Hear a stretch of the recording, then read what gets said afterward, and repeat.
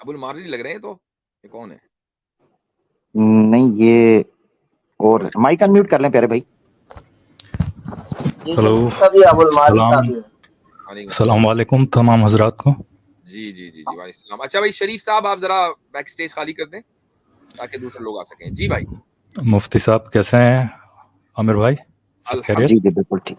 अच्छा, मैं इससे पहले के फिलोसोफिया भाई हमारे साथ हैं, ये मैं बताता चलूं, कई मुसलमान भाइयों को पिछली दफा भी गलतफहमी लगी थी। ये मुस्लिम भाई नहीं है एज पर देयर क्लेम, ठीक है? तो वो आके वैसे अस्सलाम वालेकुम बोलते हैं, तो कई मुसलमान बिल्कुल भी ये समझे ना कि वो मुसलमान है। तो उनके सवालों से कई लोग परेशान हो रहे थे कि ये कैसे सवाल पूछे। अब वो मुसलमान नहीं है ऑब्वियसली, तो वो इस तरह के सवाल ही पूछेंगे। जी सॉरी। ठीक है, चलिए, मैं मुसलमान नहीं हूँ पर खतना हुआ है, ये मान लीजिए आप, ठीक है। पहले खतना तो वो खतना स्टोरी वाले का भी हुआ था, क्या करें अब। अब उसको अगर रिवर्स कर सके तो कर चलिए ले हमारी तरफ से। चलिए चलिए आप कहते थे कि आप रिवर्स कर ले। ठीक है, चलिए चलिए, जैसा आप ठीक समझे, जी जो जी। मुनासिब समझे, ठीक हाँ। है। आप मुफ्ती साहब अभी एक आपने शायद मौजू उठाया था, और वो था जो फ्रेंच जो अभी जो इंसिडेंट्स चल रहे हैं पेरिस में, राइट? जो राइट्स चल रहे हैं बेसिकली, उसके ऊपर आपने उठाया था, राइट? जी। तो उसमें कुछ जो पॉइंट्स थे मैं वो मेंशन करना चाहता था, शायद हो सकता है आप उससे एग्री करें नहीं करें, ठीक है। पर मैं आपकी पूरी गुफ्तगू नहीं सुन पाया था, मैंने सिर्फ इतना आपकी शायद लास्ट सुने कि आपने बताया कुछ लाइब्रेरीज उसमें जला दी गई, और आप और मैं शायद उसमें इत्तेफाक रखते हैं कि वो नहीं होना चाहिए, बेसिकली वो सही है।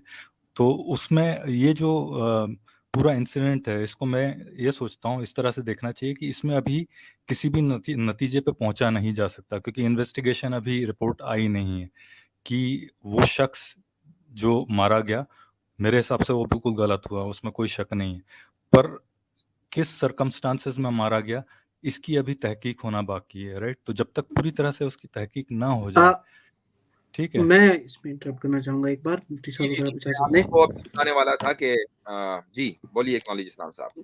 लेकिन मैं जी एक जी मिनट इस्लाम साहब, मैं 1 मिनट आपको रोकूंगा। मैं चाहूंगा कि हमारे अबुल मारवी साहब जो हैं वो अपनी बात मुकम्मल कर लें, ताकि फिर ये ना कहें कि मैं ये कहने वाला था।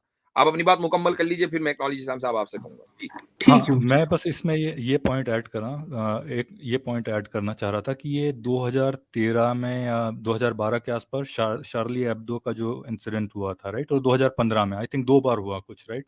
ठीक है। तो उन इंसिडेंट्स के बाद 2017 में फ्रेंच गवर्नमेंट ने ये जो है फ्रेंच गन लॉज को अमेंड किया बेसिकली, ठीक है। और उस अमेंडमेंट के तहत उन्होंने जो थ्रेशोल्ड जो था उसको लोअर कर दिया डेडली फोर्स यूज करने का। तो ये एक उसका इंसिडेंट है, ये तो मेरे ख्याल से किसी को शक नहीं होना चाहिए, पर उसमें जो अमेंडमेंट हुआ है उसका रीजन जो था वो जो टेररिस्ट अटैक हुए थे, मेरे ख्याल से जो है वो शायद सारे ही इत्तेफाक रखेंगे कि उनको हम टेररिस्ट अटैक मान सकते हैं बेसिकली, राइट? तो वो एक रीजन रहा है, और दूसरा ये भी रहा है कि डेंजरस वेपन्स की जो डेफिनेशन है वो चेंज कर दी गई। पहले जो है गन्स थी और ये थी, दूसरे बाद में उन्होंने डेंजरस वेपन्स में दूसरे वेपन्स, दूसरे भी आइटम्स को इंक्लूड कर दिया, जैसे क्रोबार हो गया है, बेसबॉल बैट हो गया, या इवन नाइफ्स हो गए, वो भी उसमें इंक्लूड होगा।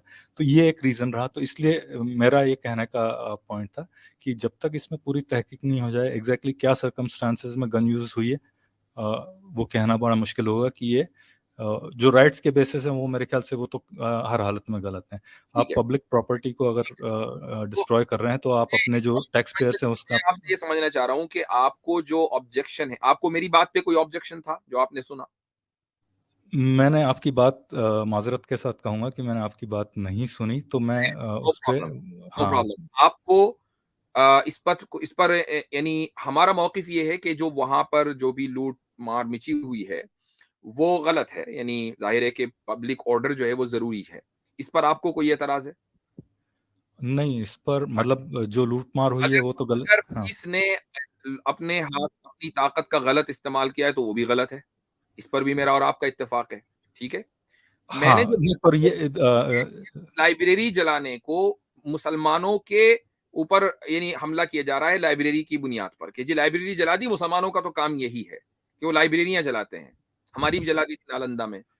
नहीं, ये ये स्टेटमेंट मैं इसमें आपके साथ हूँ। कि ये जी स्टेटमेंट जिसने भी दिया है वो गलत दिया है, जिस भी मीडिया से आया है, चाहे वो सनातनी मीडिया से आया है या जिस भी मीडिया से आया है, मैं जी उनके 100% कंडेम करता हूँ, आपके साथ हूँ इसमें मैं।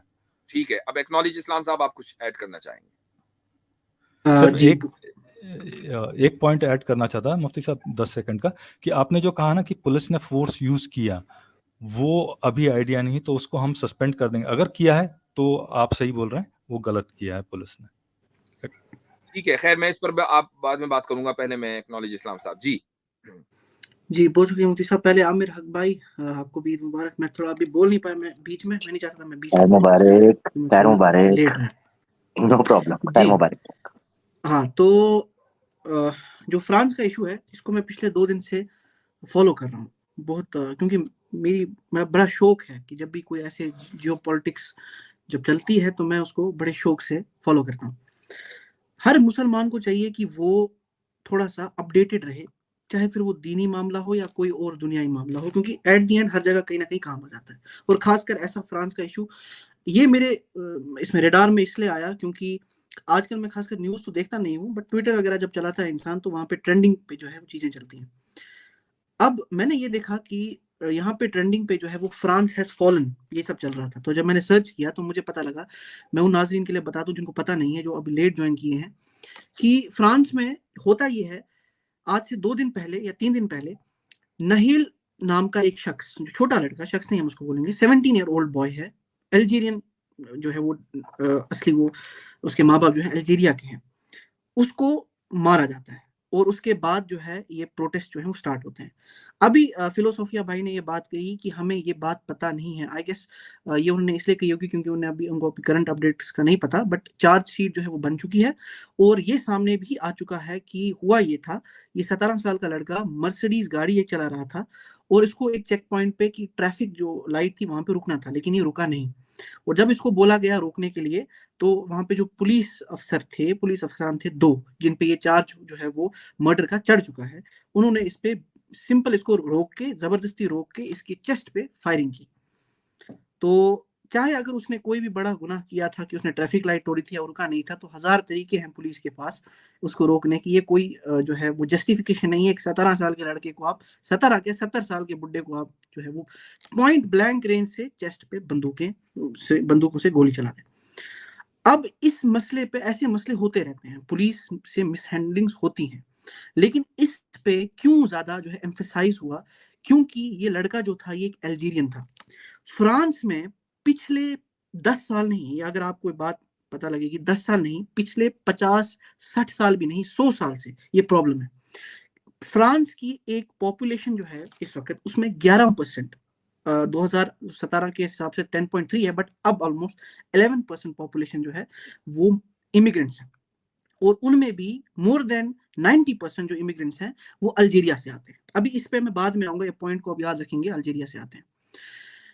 अभी जब हमारे फिलोसोफिया भाई ने बात कही कि अभी हमें पूरा पता नहीं है, तो इनको मैं एक और बात बता दूं कि जिस वक्त यूनाइटेड, जब ये बात हुई, जब ये नहील का कत्ल हुआ, उसी के दूसरे दिन यूनाइटेड नेशंस के जो ह्यूमन राइट्स ऑफिस के स्पोक्स वुमन है रवीना, उन्होंने ये बात कही कि deep issues of racism and discrimination in law enforcement and France must seriously address police racism. ये जो चीज है 2020 में हमने जॉर्ज फ्लॉयड के केस में भी देखी, यूएसए में जब जॉर्ज फ्लॉयड को मारा गया और उसके बाद खुला एक तरीके से राइट्स हुए, लोग सड़कों पे उतरे, पूरी दुनिया में एक मूवमेंट शुरू हो गई ब्लैक लाइव्स मैटर की। अब यहाँ पर भी वो सेम चीज होती है कि एक 17 साल के बच्चे को मारा जाता है। एक यहाँ पर ये क्या हुआ, सब्र का बांध टूट गया, क्योंकि वहां के इमिग्रेंट पॉपुलेशन पर, खासकर मुस्लिम पॉपुलेशन पर इतना शदीद जुल्म, रेसिज्म किया जाता है पुलिस के जरिए या ब्यूरोक्रेसी के जरिए, या इनफैक्ट वहां के नेटिव जो लोग हैं वो भी करते हैं, सारे नहीं, कुछ लोग। अब यहाँ पर आपने एक और चीज नजर रखनी है कि मुफ्ती साहब, मैं आपको एक बात बता दूं कि हदीस में आता है कि हमारे दाएं और बाएं तरफ 2 फरिश्ते होते हैं, और राइट वाला जो है वो सही हमारे अमाल लिखता है और जो लेफ्ट वाला है वो जो है हमारे गुनाह लिखता है। लेकिन इंडियन जो बॉट्स हैं उनको देख के मुझे लगता है जो लेफ्ट वाला हमारा फरिश्ता है वो कहता होगा मैं जो है वो रिटायरमेंट ले लेता हूँ, क्योंकि सुबह सवेरे उठ के जो इंडियन बॉट्स हैं उनका यही काम होता है कि आज मुसलमानों ने क्या किया, पीसफुल कम्युनिटी ने आज यहाँ पे क्या किया, वहां पे क्या किया, बम कहीं फट गया तो ये तो नहीं हो गया, क्योंकि ये उनका काम है। अब उन्होंने क्या किया, उन्होंने इसको हमारे रिलीजन से जो है वो इसको तस्बीह दे दी कि ये देखो जी, जहाँ पे ये होंगे वहाँ पे तो गन तो होगा ही। 2020 में जब जॉर्ज फ्लॉयड का केस हुआ तब ये बात सामने क्यों नहीं आई? अब मैं एक और चीज़ इनकी हिपोक्रेसी सामने लाता हूँ कि 2000 जो ये यूरोपियंस है ना, जो इस वक़्त शोर उठा रहे हैं कि देखिए जी इमिग्रेंट पॉपुलेशन के वजह से क्या हो रहा है, वो है राइट विंग। और राइट विंग की अगर मैं आपको ट्वीट्स भी दिखा सकता हूँ, लेकिन एक्चुअली मेरा लैपटॉप खराब हो गया, मैं नहीं आ सका उस वजह से। ये भी है, उसमें उन्होंने ये इसमें इजाफा कर दें कि जब ईरान में प्रोटेस्ट चल रहे थे तो ये लोग प्रोटेस्टर्स के साथ थे, ये गवर्नमेंट जी, के खिलाफ है। आज ये फ्रेंच गवर्नमेंट के साथ हैं, प्रोटेस्टर्स के खिलाफ हैं। तो ये इन इनकी बिल्कुल मुफ्ती साहब, यहाँ पे बिल्कुल, यहाँ वहाँ पे वो एनार्की के हक में थे, यहाँ पे वो एनार्की के अगेंस्ट है। बहरहाल जी, मैं ये कह रहा था कि नहीं, वहाँ जो पे जो ईरान में जो है कौन सा लॉ जो है वो वायलेट किया गया था, आप ये यहाँ बताएं। पर भी उसी तरीके से सड़कों पर उसकी मचाई गई जिस तरीके से दूसरे मुल्कों के अंदर, फ्रांस या अमेरिका के अंदर हुआ है।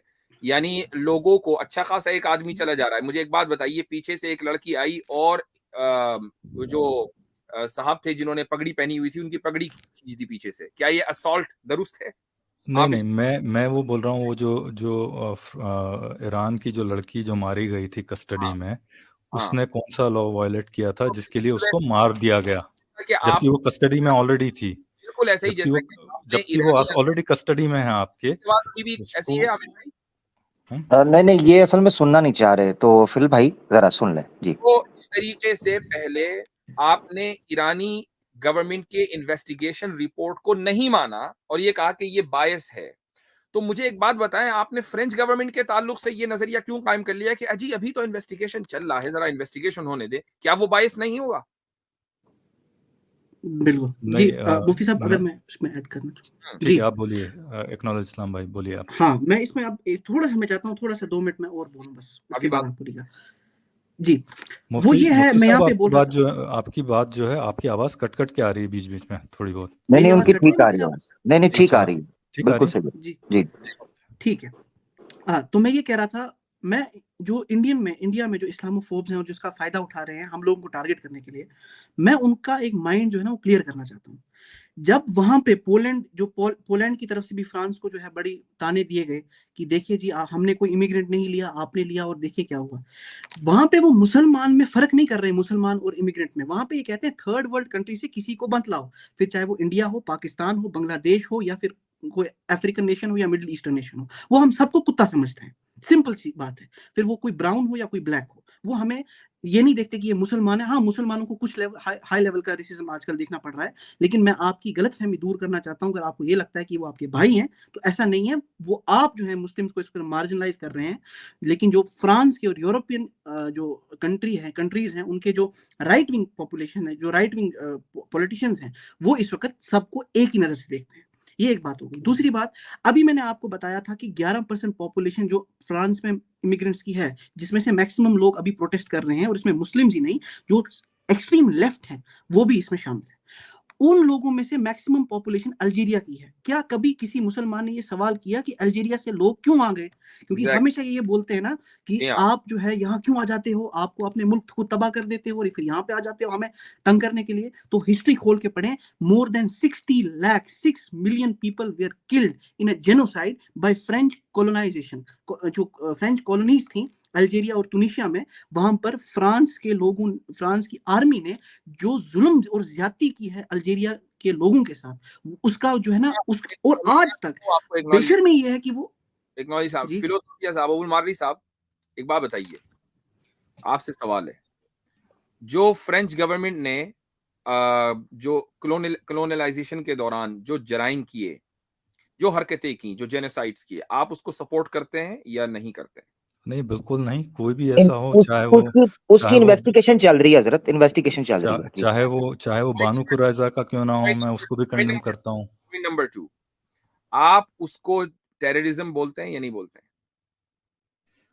मेरे हिसाब से कॉलोनाइजेशन चाहे कहीं का भी हो, चाहे वो वो ब्रिटिशर्स आप का उसको हो, चाहे लेकर आ जाएंगे, हालांकि हिस्टोरिकली जमीन आसमान का फर्क है। I know what you are trying to do, लेकिन मुझे एक बात बताइए, आप अपने इन वफादार, जिनकी आप वफादारी भरते हैं, उनको आप टेररिस्ट नहीं कहना चाह रहे हैं, नहीं, जबकि आप मैं तो कह रहा हूँ कि वो गलत काम है। टेररिस्ट मतलब गलत अगर नहीं, पॉलिटिकल आप ये कहेंगे, क्या आप ये कह सकते हैं कि French government is a terrorist government?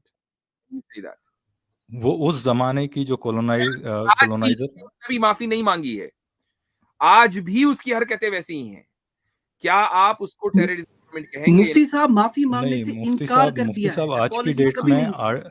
आज की डेट में जैसे अगर रशिया कर रहा है जो यूक्रेन पे, तो उसको हम कह सकते हैं कि टेररिस्ट गवर्नमेंट है।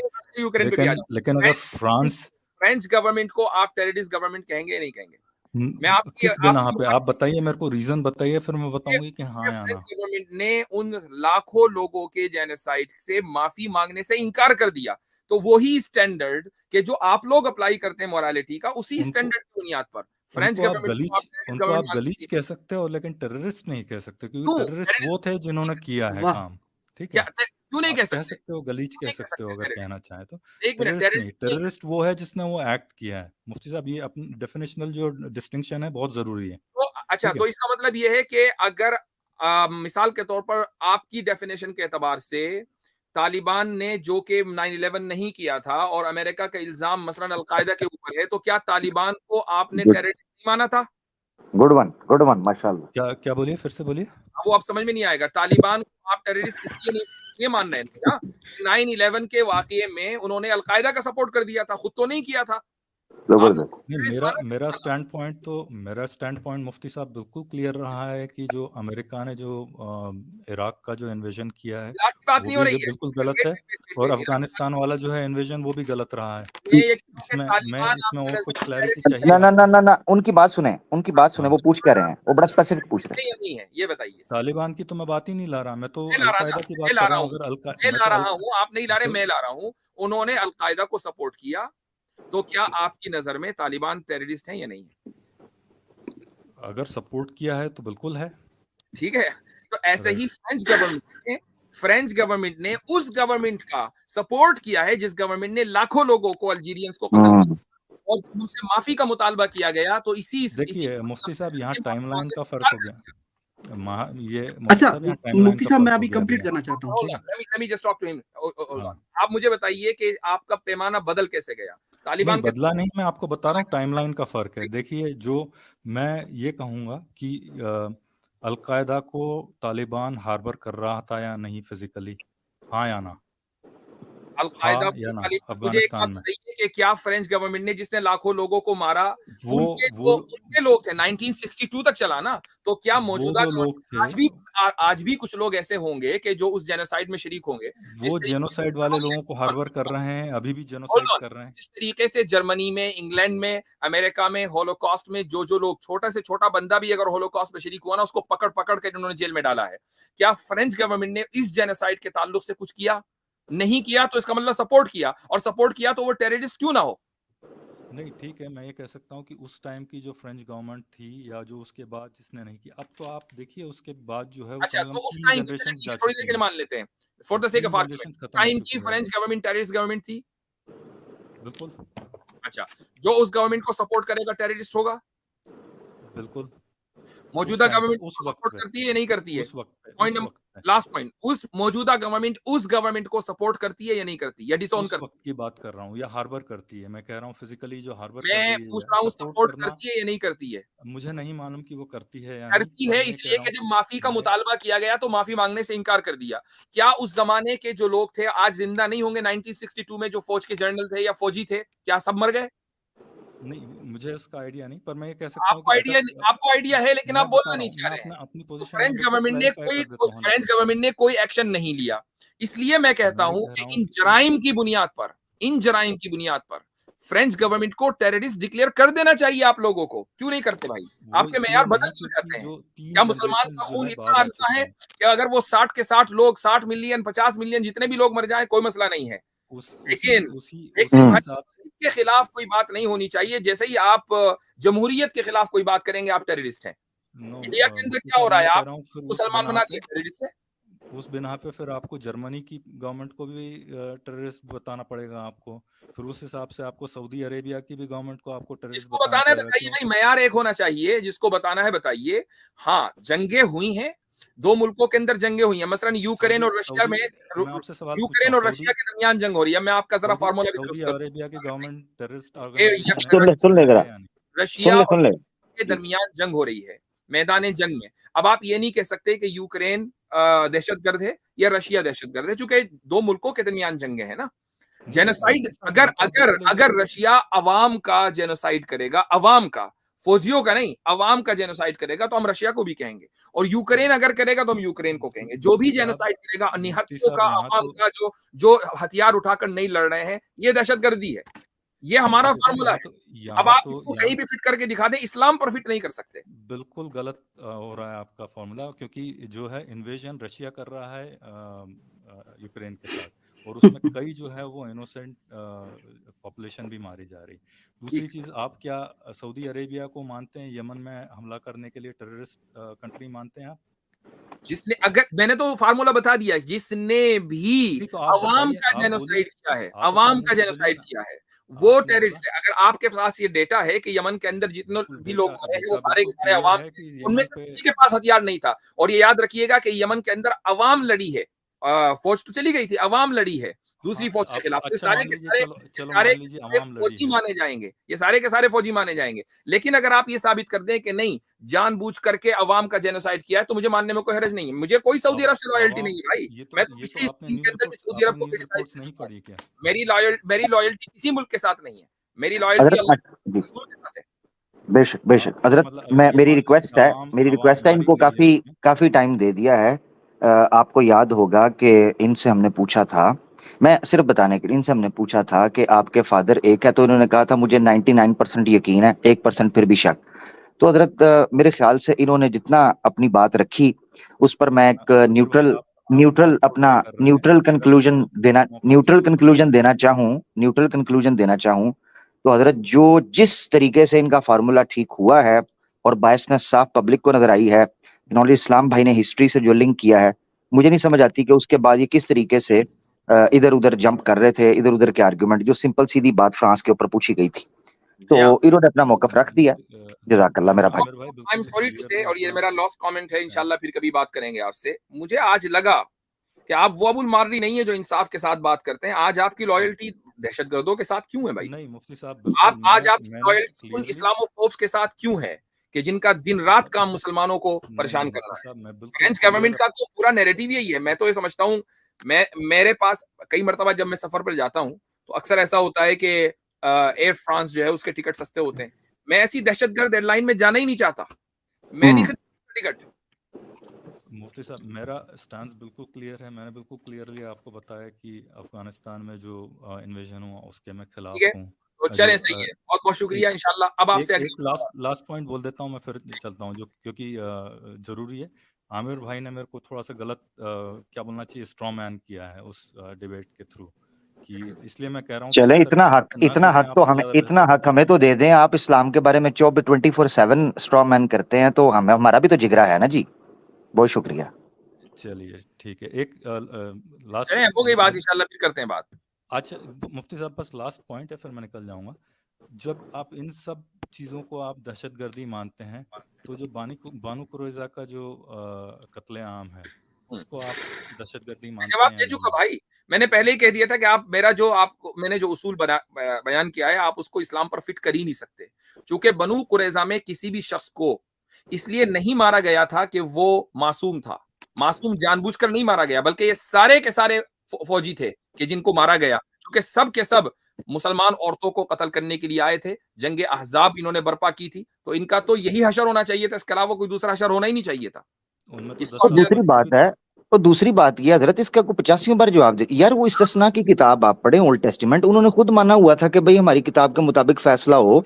उनके जो हलीफ थे, साद बिन उबादा थे या क्या उनका नाम, एक दफा जिक्र भी उसका हुआ था, हमने जिक्र किया था। उन्होंने कहा भाई हमारे हलीफ से पूछ लें, जो वो सजा देंगे। वो जख्मी हालत में थे, उनको लाया गया, उन्होंने बताया भाई इनके साथ ये सजा दे दो, इनके खुद के अपने बुक के अंदर ये लिखा हुआ है।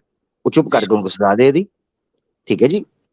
तो मेरा भाई, उनको जो सजा दी गई वो तो उनके अपने कानून के मुताबिक दी गई है ना। बिल्कुल नहीं, पर मर्सीफुल नहीं हो सकता। अब आपका आखिरी कमेंट था, और इस मौजूद जो है वो भी कर चुके हैं, और एक मर्तबा हजारों मर्तबा कर चुके हैं, फिर मजीद करेंगे इंशाल्लाह। लेकिन जो फार्मूला दिया है वो बनू कुरैजा के ऊपर दूर फिट नहीं होता है, क्योंकि ये सारे के सारे इनका यही इलाज था, इसके अलावा कोई दूसरा इलाज नहीं था उनके जराइम को देखते हुए। ठीक है, चलिए।